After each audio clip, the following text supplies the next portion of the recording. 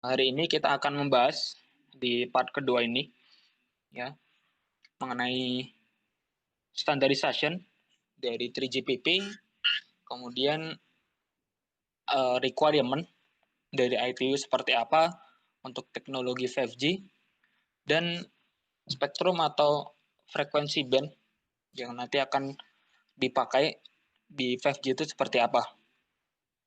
Oke, untuk yang pertama kita akan melihat bagaimana standarisasi untuk teknologi 5G dari 3GPP. Nah, sebelumnya kita akan lihat dulu sebenarnya 3GPP itu apa gitu ya. Nah, seperti yang teman-teman udah ketahui, bahwasanya 3GPP ini merupakan sebuah organisasi ya untuk standarisasi perkembangan teknologi seluler ya dari 1G, 2G, 3G, 4G, dan kemudian nantinya juga teknologi 5G.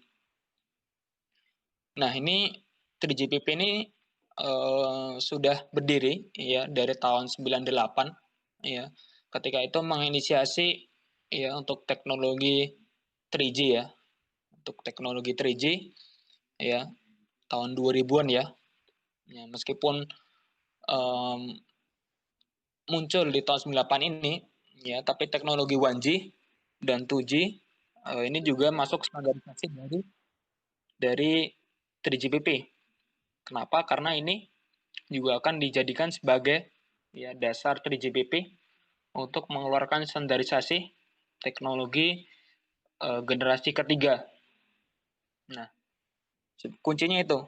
Jadi 3GPP ini uh, merupakan ya lembaga atau organisasi untuk mengeluarkan standarisasi perkembangan teknologi seluler. Nah, namun 3GPP juga akan mengadopsi ya atau berkolaborasi juga dengan teknologi yang bukan standarisasi dari 3GPP. Nah, sebagai contoh WiMAX, ya WiMAX itu kan LTE ya, tapi dia bukan standarisasinya 3GPP. Dia standarisasinya, ada yang tahu nggak? Dia dari IEEE ya, ya Wi-Fi, ya WiMAX itu 4G juga, tapi dia bukan 3GPP. Nah, 3GPP juga akan bahasanya tetap ya mengadopsi dan berkomunikasi juga dengan standarisasi WiMAX tersebut. Nah, nanti kita akan lihat ya bagaimana proses standarisasi yang dilakukan oleh 3GPP ini. Nah, ini mengenai pengertian 3GPP ya. Ya, 3GPP ini memiliki yang namanya partner ya. Yang pertama ada organizational partner. Ya, di sini ada tujuh organisasi partner yang digandeng oleh 3GPP. Ada ARIB, ATIS, CCSE, ETSI, TSDSI, TTE, dan TTC. Nah, ketujuh organisasi ini, ya fungsinya apa sih? Atau tugas mereka apa sebenarnya? Nah, mereka lah yang nantinya ya akan menyepakati apa saja standarisasi yang akan dikeluarkan oleh 3GPP. Nah, mereka yang akan bersama-sama untuk mengambil keputusan ya untuk penetapan standarisasi mereka. Nah, seperti itu. Kemudian juga uh, ini juga merupakan ini ya, apa namanya? Nanti di sana ada ya 3GPP nanti juga ada yang namanya membership ya, selain organisasi partner juga punya membership ya seperti IEEE ya. Dari 3GPP juga ada. Tapi yang jelas 3GPP ini dia punya partner yang pertama ini, organizational partner. Ya ada 7 ini. Terkait untuk detailnya nanti teman-teman bisa lihat di sumber resminya ya. Iya, 3gpp.org. Nah, partner ini juga ya oleh 3GPP ya, namanya the Organizational Partner and Market Representation Partner atau MRPS. Nah, ini juga merupakan organisasi partner ya, partner oleh 3GPP. Ya, di sini ada GSMA ya, kemudian ada 5GAA ya, banyak ya ini ya. Ini merupakan partner 5G, partner 3GPP juga ya. Nah, tugasnya apa sih? Inilah yang akan memberikan usulan ya. Ya, sebagai contoh GSMA ya. Kalau teman-teman lihat di official website mereka, ya mereka ada kayak white paper. Nah, ini contohnya ya, dari partner MRPS ini, mereka akan memberikan usulan kepada 3GPP, gue punya ini nih, usulan untuk dijadikan topik untuk standarisasi. Ya, karena mereka ini akan melihat bagaimana sih perkembangan teknologi seluler. Nah, mereka akan memberikan usulan ya, atau requirement juga ya kepada 3GPP. Nah, untuk yaitu tadinya untuk sebagai bahan banding lah untuk menetapkan standarisasi. Nah, nanti kita ngelihat di bagan bagaimana sih proses dari standarisasi yang dilakukan oleh 3GPP ini. Nah, seperti ini ya. Ini bagaimana proses ya, standarisasi yang dilakukan oleh 3GPP ya, mulai dari generasi ketiga dan seterusnya. Nah, ini yang saya bilang tadi ya. Di sini ada partner ya. Ini gambar ini mungkin agak lama sih, ini baru 6 nih. Tadi ada satu baru. Ya, intinya di sini yang terbaru ada 7 atau organization partner ya.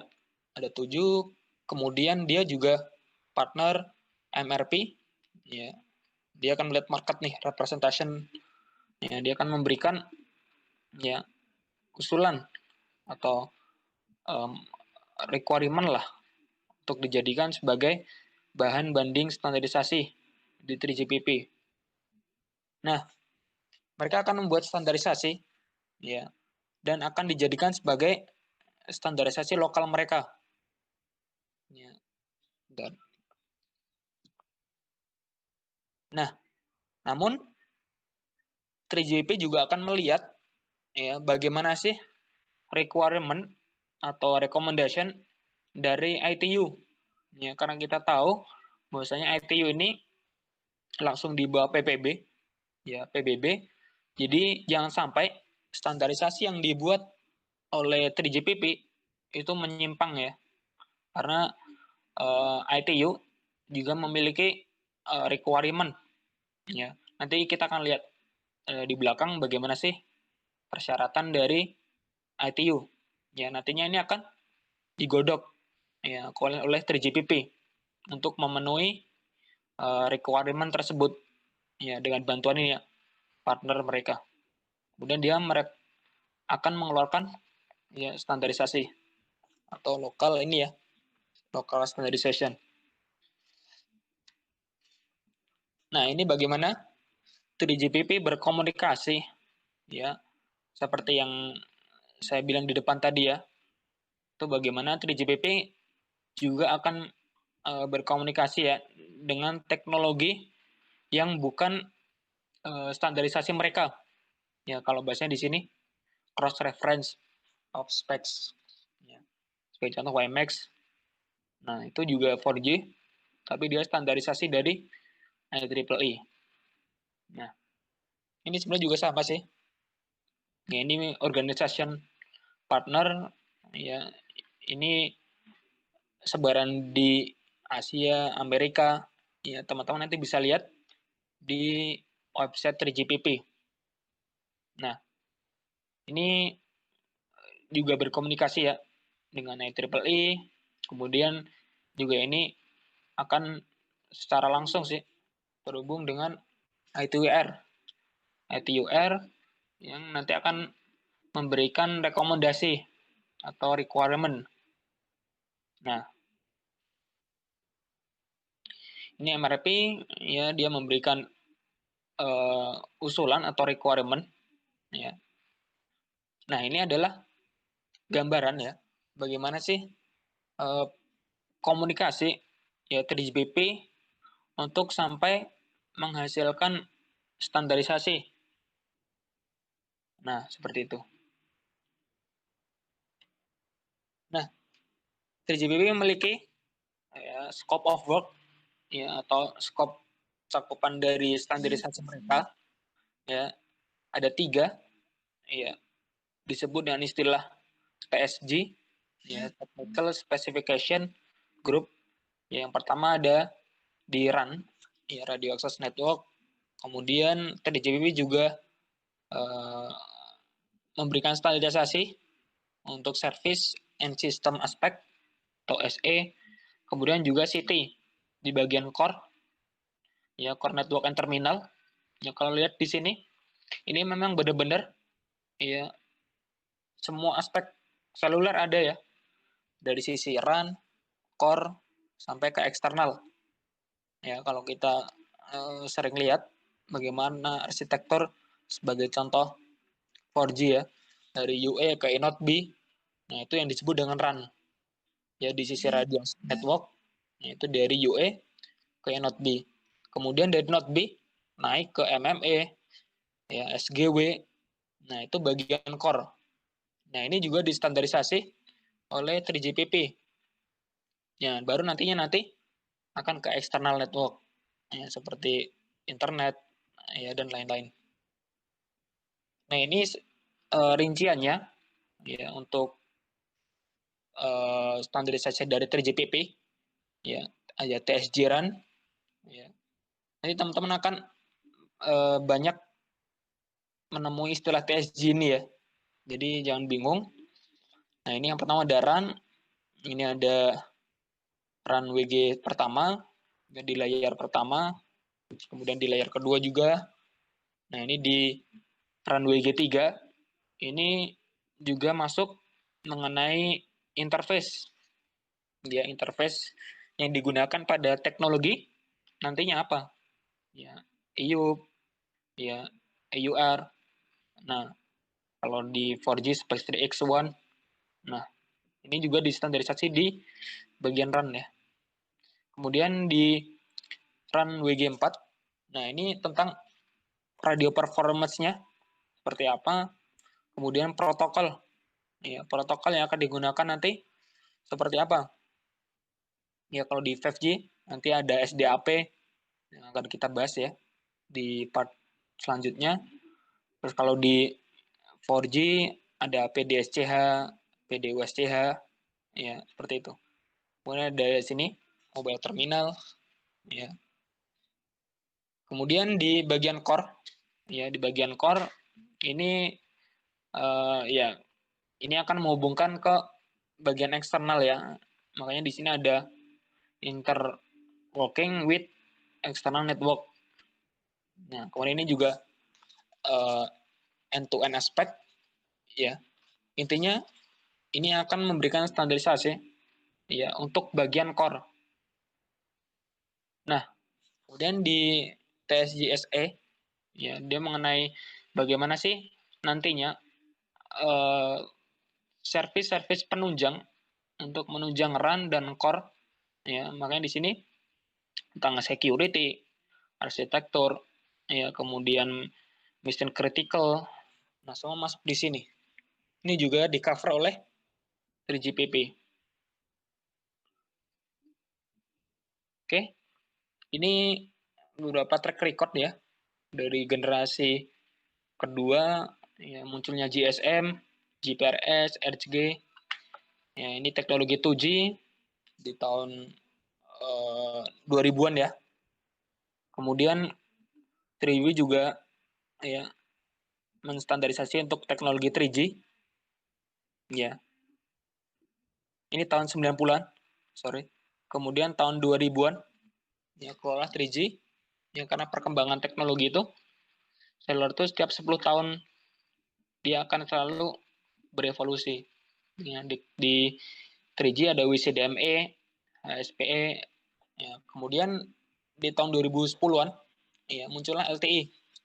Ya, naik terus sampai ke LTE Advanced dan LTE Advanced Pro. Ya, LTE Advanced Pro ini digadang sebagai toward-nya 5G. Karena spesifikasi di LTE Advanced Pro ini dia sudah hampir mendekati spesifikasinya 5G. Nah, ini makanya kemarin kita sekarang ya di tahun 2020 sekarang sudah menginjak ke teknologi kelima. Besok di 2030 ya akan menginjak ke 6G, 2040, 7G dan terus akan berevolusi seperti itu setiap 10 tahun sekali. Ya hanya saja di Indonesia karena kebiasaan telat ya. Ini 4G aja 2014, 2015. Makanya baru 5 tahun. Ya belum semua ke cover 4G juga. Nah, ini di 3GPP mereka menggunakan istilah rilis ya. Namanya rilis ya. Rilis ini yang akan menjadi spesifikasi mereka ya, sebagai contoh di R99 ini untuk teknologi UMTS ya. Kemudian ya dirilis 8 ini udah mulai LTE ya, kemudian nanti dirilis 15 dia sudah masuk ke 5G. Nah, jadi intinya 3GPP menggunakan istilah rilis ya for the implementation of feature. Nah, fitur jadi setiap rilis ini dia mengeluarkan fitur-fitur ya guna mendukung teknologi tersebut. Ya, sebagai contoh ini ya. Ini tentang rilis yang sudah berjalan oleh 3GPP ya, awalnya dari R99 ya untuk teknologi UMTS, naik ke rilis 4 ya. Rilis 5 ini untuk HSPA ya, untuk downlink ya, untuk rilis 6 uplink, rilis 7 udah HSPA plus ya. Nah, rilis ke-8 ini sudah mulai masuk ke teknologi LTE ya. Kemudian terus naik di rilis 13 sudah muncul NB-IoT. Ini rilis 14 ini udah LTE Advanced Pro. 15 udah masuk ke 5G. Ya kalau bisa sih ini dihafalin sih ya. Ya ingat-ingat ini aja sih. Kalau di LTE rilis 8, nanti di 5G rilis 15. Nah, kita akan lihat detailnya seperti apa. Nah, ini rilis 99 ya. Nah, ini kita lihat bahwasanya 3GPP akan selalu melihat bagaimana sih recommendation atau requirement dari ITU. Ya, si ITU ini dia punya ya spesifikasi untuk teknologi yang dinamakan dengan IMT. Ya, ini dari IMT 2000 untuk mendukung teknologi 3G ya. Nah, ini tahun 2000 WCDMA ya, dari rilis 4, 5, 6, 7 ini untuk teknologi 3G. Nah, kemudian di tahun 2008 rilis 8 sudah digarap ya. Ini gunanya apa sih? Ya wajar ya. Jadi sebelum tahun 2010 launching 4G, sebelumnya harus dilakukan standarisasi ya, untuk mempersiapkan teknologi tersebut. Nah, masih ke rilis 9 untuk LTE. Nah, ini mulai rilis 10 sudah ke LTE Advanced. Nah, ini mendasari dari rekomendasi ITUR yang tertuang di IMT Advanced. Nah, seperti itu.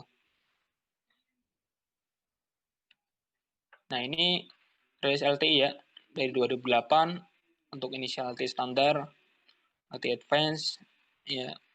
Kemudian di rilis 13 ini sudah masuk LTE Advanced Pro, ya. Nanti untuk spesifikasi setiap rilisnya teman-teman nanti bisa lihat ya di web 3GPP karena lumayan panjang sebenarnya. Nanti kita akan bedah yang bagian 5G saja. Nah, ini untuk rilis 5G ini sengaja nggak tak tampilin, kita lihat langsung aja. Ini bagaimana perkembangan 5G yang digodok oleh 3GPP ya, melihat requirement dari ITU yang tertuang di IMT, ya, tepatnya di IMT 2020. Ya. Nah, ini dimulai dari rilis 15, ya, 5G itu sudah dimulai dari 15. Nah, 16, 17 sekarang. Nah, jadi setiap rilis 3GPP akan mengeluarkan fitur-fitur apa sih yang guna untuk ya ini memenuhi ini rekomendasi dari ITU. Nah, sebagai contoh di rilis 11 untuk menginisiasi ini ya New Radio, kemudian MMTC ya untuk mendukung use case ini ya, use case kedua ini dari ITU. Kemudian V2X ya untuk komunikasi antar kendaraan ya sudah mulai disusun ya. Kemudian ini ya slicing juga udah di sini ternyata. Nah, ini fitur-fitur yang sudah dikeluarkan oleh 3GPP di rilis yang ke-15. Nah, ini rilis ke-16 ya untuk 5G Phase 2. Sebenarnya ini ada ini sih, ada detailnya di file JSME kalau nggak salah. Ya. Nanti kalau ini coba kita ini ya, kita bedah nanti. Terus kemudian ya use case URLLC ya bagaimana 5G nantinya harus memberikan latensi yang sangat rendah ya guna itu tadi guna melihat ini sih sebenarnya dari ITU. Nah, ini unlicensed spectrum juga ternyata udah dikeluarin di rilis 16. Nah, ini 5G efisiensi ya gimana sih nanti 5G ini biar efisien. Nah, menggunakan ini ada sound juga ya. Teman-teman nanti ini bagus ini sound. Nanti coba kita cari ya. Kemarin udah nyari tapi belum dalam sih. Terus di rilis 17 ya. Nah, ini MIMO ya. MIMO di rilis 17 ya, Massive MIMO untuk teknologi 5G. Ya, kemudian ini enhance atau lebih kan lagi ya. Bagaimana nanti agar latensinya benar-benar rendah ya. Kemudian nah ada run slicing ya. Nah, ini ternyata sound besok ini ya. Mungkinan bakal diterapin di 5G. Nah, network slicing ya, edge computing ya. Nah, ini apa namanya? Fitur-fitur yang dikeluarkan oleh 3GPP di rilis yang ke-17. Nah, yaitu tadi ya.